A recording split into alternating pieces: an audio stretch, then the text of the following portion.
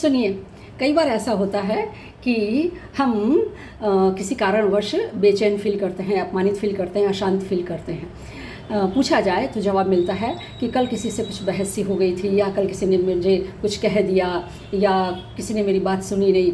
इन सभी कारणों से मैं परेशान हूँ।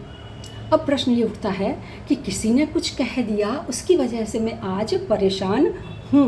तो यह तो ये हुआ कि मैंने अपनी शांति, अशांति, बेचैनी वगैरह का, दुख सुख का कंट्रोल किसी और को दे दिया है। वो अपना रिमोट कंट्रोल चला रहे हैं और मैं उस हिसाब से अपने आप को परिवर्तित किए जा रहा हूँ या किए जा रही हूँ। तो ये तो बात अच्छी नहीं है। मुझे तो ये समझ ही लेना पड़ेगा ना कि मेरे मन का कंट्रोल मेरे हाथ में है, और ये जो सब कह रहे हैं वो तो अपने गुणों के अनुसार कह रहे हैं, अपने स्वभाव के अनुसार कह रहे हैं। पूरी प्रकृति, कृष्ण कहते हैं ना, पूरी प्रकृति में गुणा गुणेषु वर्तन्ते, सब अपने अपने गुणों में बर्ताव करते हैं, व्यवहार करते हैं। तो मैं क्यों प्रभावित हो जाती हूँ या हो जाता हूँ? ये यदि मुझे पता हो तो सामने वाला कुछ भी कहे, मैं रिएक्ट करने से बच जाऊँगा या बच जाऊँगी। और जब भी मैं किसी भी प्रकार का प्रतिभाव देने से बच जाऊंगी तो मैंने आउट ऑफ बॉक्स अपना व्यवहार शो किया।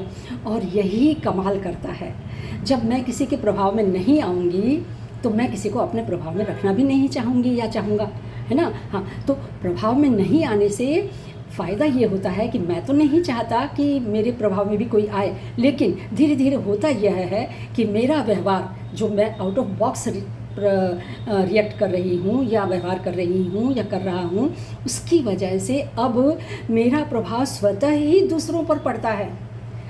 दूसरे स्वतः ही मुझ पर आकर्षित होते हैं। क्यों? क्योंकि मैंने उनकी किसी भी बात को अपने चित्त पर कोई स्थान दिया ही नहीं है।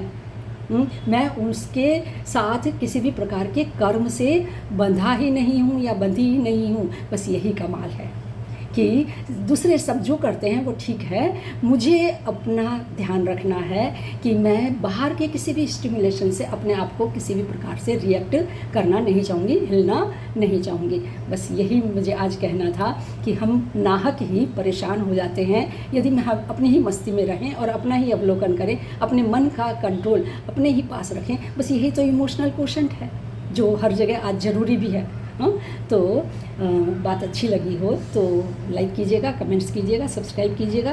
फिर मिलते हैं किसी और मुद्दे पर।